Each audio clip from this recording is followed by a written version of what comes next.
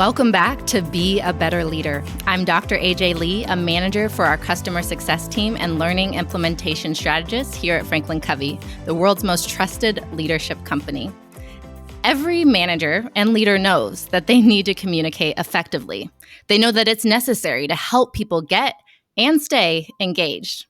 So today, I'd like to take it back to the basics to talk through one simple and practical setting where effective communication can take place: one-on-ones.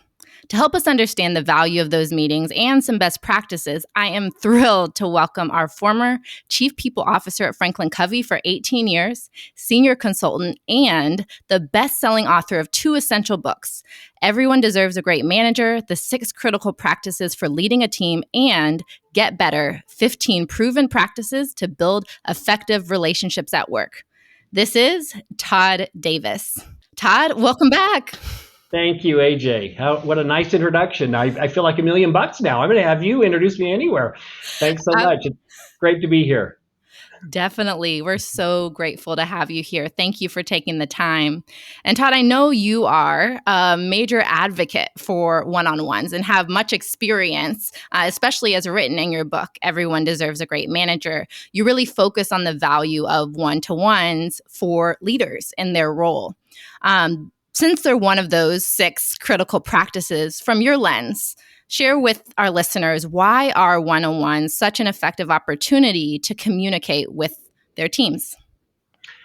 Yeah, thank you for such a good question. Well, as you know, but maybe our listeners don't, in many of our leadership work sessions and our content, we use this phrase: I'm a valued member of a winning team doing meaningful work in an environment of trust.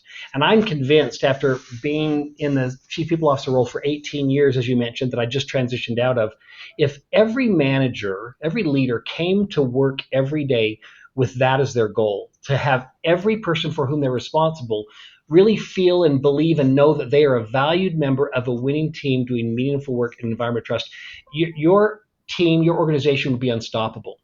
And to your point, I've learned one of the most effective tools is a well thought out, very, very carefully crafted one-on-one on a regular basis. It is the of many things that we use as leaders, it is the most significant tool or resource to make sure that our team members feel valued. That's just amazing to hear. And I think sometimes we take for granted one-to-ones for those other leaders. We think that it's second nature to go into a conversation that compels and needs some vulnerability to that conversation. And for those that are thinking, well, I meet with my team when I need something, compared to giving a message to the group, why one-on-ones versus just sharing what you need from the team as the group consistently? Like, what types of conversations or topics are most often covered during that more intimate conversation? Yeah, you just hit on such a key point of this. When I'm out talking about the 6 critical practices for leading a team, and I say hold regular one-on-ones as one of them, people kind of go, really? That's your big magic here? Hold regular one-on-ones?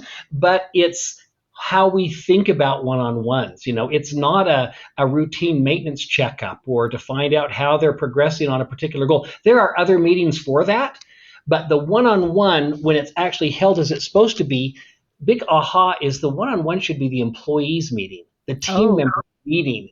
And that's and several leaders have had kind of been taken aback a bit about that, saying, well, wait a minute. No, you have other meetings to find out what's in a salesperson's pipeline or how a project manager is doing on the project. But the one-on-one is the employees meeting. Great managers, the managers I've had, will often send out an email to me a few days before our one-on-one, whether it's biweekly or monthly or weekly, and say, hey, Todd, we've got our meeting coming up. What would you like to make sure we cover? And AJ, even before we get to the one-on-one, I already feel like a valued member of a winning team, because my manager is letting me know, and it's sincere, but they're letting me know that I'm a priority. So the things that we talk about in a true healthy one-on-one are things that the employee tees up. Now, my leaders will say, if we have time, I'd like to make sure we cover this and this and this, but I want to make sure we cover your topics first. So I think it's that mindset and that setting of the tone of what the one-on-one is all about that is super important right up front.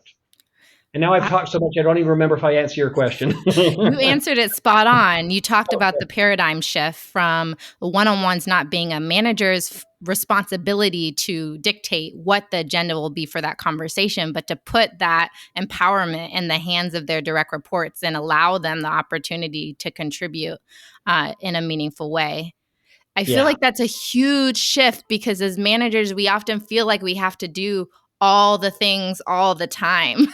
Yeah, no, you're right. It's kind of nice to say, no, the agenda's up to you, employee. Now, I'll have employees when I was in formal leadership roles, they'll say, well, gosh, I'm not quite sure what to talk about. And so could I share with you a couple of things that I share with them? Would that be all right? Yeah. If I'm talking to a superstar, okay, we all know what a superstar is. They're the AJ Lees of the organization. They just knock it out of the park on everything. Then honestly, if I were AJ Lee's leader, Dr. Lee's leader, I would say, well, a couple of things, if you'd like to know what I'd like to talk about, from that I like to learn from you is what's working for you, what's not working for you, and what would you like to do next? Now, those questions, I will talk to leaders and they'll go, well, with AJ Lee, I don't want to prompt her to what she would like to do next because I don't want her to do anything. I want her to just do what she's doing. And I will say to them, well, that's great. Let's wait till the organization down the street calls her and says, what would you like to do next? So let's find out. So this is for your superstars. What's working for you? What's not working for you? And I'll have leaders say, well, what if they bring up something that's not working for them and I can't do anything about it? Well, again, just the fact that you're asking, that you want to know. If there are wannabes, I call them, they want to be a superstar, they got potential, but they're not yet a superstar. Similar questions. What's working for you? What's not working for you? Here's what I'd like you to do next. Mm-hmm. Here's what I'd like you to do next. To give them the opportunity to spread their wings and become another AJ Lee. And then if they're your POABs, POAB, have you ever heard of POABs? No. Good. I hope not because I made it up. But it's possibly on another bus. Okay. So these are good people who may be in the wrong role, but still a one-on-one is an opportunity, a coaching opportunity to say, here's what's not working and here's what you got to do to fix it. Those are shorter conversation. That's really not for a one-on-one. But anyway, those are just some ideas that I give leaders if they're needing to coach their employees as far as what to come up with in their discussions. Making sure the employee knows you have a vested interest in them. You want to know what's working for them and address them as what we call at FranklinCovey the whole person paradigm. Not just about what's going well in the project, but what else would you like to talk about and how can I as your leader clear the path for you?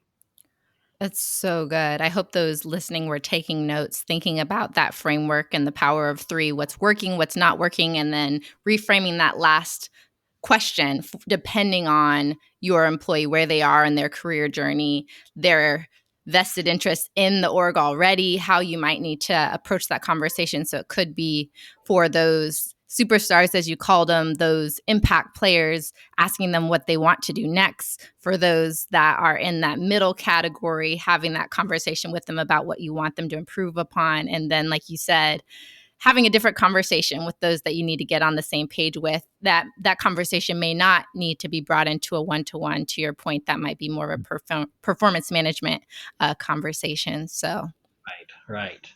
So one of the skills taught in your book and the training course is empathic listening.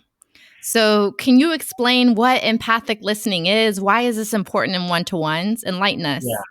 Thank you. So I would suspect we have some experts out there in habit 5 of the 7 habits. And if not, let me just share with you. Habit 5 is seek first to understand and then to be understood. So what does it mean to seek first to understand? Empathic listening, there's a very simple formula. In fact, it's so simple that we almost can't believe that it's this easy. And it sounds easy, but it's hard because we're fixers. We're doers. We want to solve. We want to fix. And so as Dr. Covey used to ask all the time, do you listen with the intent to understand, or do you listen with the intent to reply? And I've not met a person, even the most perfect of people, who haven't said, gosh, yes, sometimes I'm nodding my head, but I'm already formulating my response. And it comes from a good place. We want to solve, we want to fix, we want to jump in with our suggestions, but that's not what empathic listening is. Empathic listening is simply reflecting, listening, truly listening, and reflecting back to the person what you sense they're feeling, and maybe sometimes it's appropriate, sometimes it's not, to kind of reword what they're saying. So AJ, what I hear you saying is that you're concerned about the way that we're putting together this new strategy. Have I got that right? That's an empathic response. It's not coming from an autobiographical standpoint, advising, probing, interpreting, judging. Those are all useful, but not when empathic listening is what's needed. So when emotions are high, good or bad, or I mean, frustrated or happy, and the reason I bring that up is some people think that empathic listening is only needed when somebody's frustrated or sad or angry. But I've seen, in fact, I saw a situation recently where somebody in a meeting, they were having some, initial ice breaking chat, and somebody said, "Oh, I got a new car." And the other person said, "Oh, I got a new car too. Let me tell you what we got." And they went on and on. And I thought, I kind of think that she wanted to tell us about her new car. So whenever emotions are high, empathic listening and simply reflecting back to the person, "Gosh, you seem really excited. Tell me more about it." That's an empathic statement. Sorry, I talk a little much because I get really passionate about this. No, I think that was a perfect definition for everyone to really understand how to put themselves in the almost like a moment of pause and intention instead of trying to advance to however they wanted to respond or whatever they wanted to say as a means to an end. Another way I've heard it shared before as well is listen, just don't be waiting to talk, which in essence is the same thing that you've shared also, which I think is so important because in these types of conversations, we can go in as leaders with our own agenda. Even if we invite them to share their agenda, we still have our things we want to share. We still maybe already go through those autobiographical responses in our mind of what we think went on in whatever scenario instead of being more curious and seeking first to understand, as you explained. That's beautiful. Yeah. And that's a great word you used, is curious. Not curious because I want to probe and find out what's going on, but curious because I care about you as a person. A word that Dr. Covey used to use all the time was suspend. He would say, when you are listening empathically, you're suspending. You're not agreeing or disagreeing with the person. You're suspending your opinion or your feelings long enough to really hear them out. And something you just reminded me of, I think a lot of leaders, when they learn that the one-on-one is to be the employees meeting, it makes them nervous because they think, well, what if they bring up something I can't solve or I can't fix? Well, that's okay, because an empathic leader says, "Gosh, that's an interesting point, AG. I'm not sure how to go about that, but I'd like to think on that, but I really appreciate you sharing that with me. And so if I understand correctly, what you're worried about is blah, blah, blah, blah, blah. Let me get back with you on that." That's all you have to do. And then, of course, follow through, but you don't have to solve in that moment. Mm.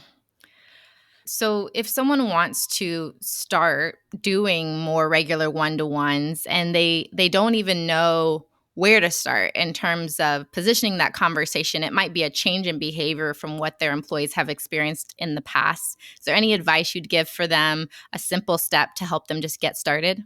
Yeah, I just think with communication, the greatest thing we could all do in communication, whether it's a one-on-one or a difficult conversation, declare your intent. And I think the greatest leaders say, "Hey, team, I just read a book or I just had a conversation and I would like to reframe how we handle one-on-ones. I'd like you all to know, first of all, I hope you do know how important you are to this team and to our success. And I value each one of you. And I would like to reframe our one-on-ones to be your meetings. So I'm going to ask you, I'm just to state it like we've been talking about and have a leader say, so I'd like to remind you, I'm not trying to put work on you, but I'd like you to make sure that you send me before our one-on-ones what you'd like to talk about. And I commit to you, we're going to address those things. You're going to run the meeting. If you'd like some suggestions, if you don't know what to talk about, sure, I'll be happy to brainstorm with you on that. And then one other point, AJ, that we bring up in the book, in the course, that I'd like to bring up here is be realistic about how often you can meet, because the two biggest takeaways on one-on-ones are, number one, it's the employees meeting that we already talked about. Number two, don't cancel them, don't move them around. It's yes, urgencies come up, but we have found through all of our research that one-on-ones tend to be the meeting most canceled or most moved. And every time we do that, we are unintentionally sending a message to that employee that you don't matter as much as this thing that came up. Now, will they have to be moved once in a while? Absolutely. But be realistic. If I've got a large team, I probably won't meet with them every week. So I would just say that to them. I say, we've got so many people and I want to make sure these are meaningful meetings. So we're going to meet every other week, or maybe even every 3 weeks for purposes of this one-on-one. That's okay if you then hold that time sacred. You don't miss it. You don't postpone it, except for when, the rare urgencies. Sorry, I'll calm down here. No, I think that was a huge takeaway to make sure that we're realistic in our expectations of the time that we have so that we can be as present and intentional as possible when we do have it. That is definitely something that I know I've been guilty of when I'm not intentional about it, because things pop up. And if you have that recurring meeting on and it's something that's for maybe a different stakeholder, it's easy to just ask permission and go ahead and move it. But like you said, those are withdrawals, if you will, from that relationship that can build up over time to make someone feel like they're not valued. Exactly. Well said. Yeah. Wonderful. Well, thank you, Todd. Like you mentioned, I think we could go on and on for a very long time, continuing to discuss just the value and the importance of one-to-ones. I appreciate all the amazing nuggets you've shared, and I hope that everyone listening took away at least one thing from this conversation that they can build into how they're approaching supporting their team. So thank you, Todd, so much for your time. Thank you for having me. Absolutely. So for anyone who would like to learn more about empathic listening, you can download our free guide, Listen Like a Leader, 9 Tips to Drive Powerful Conversations.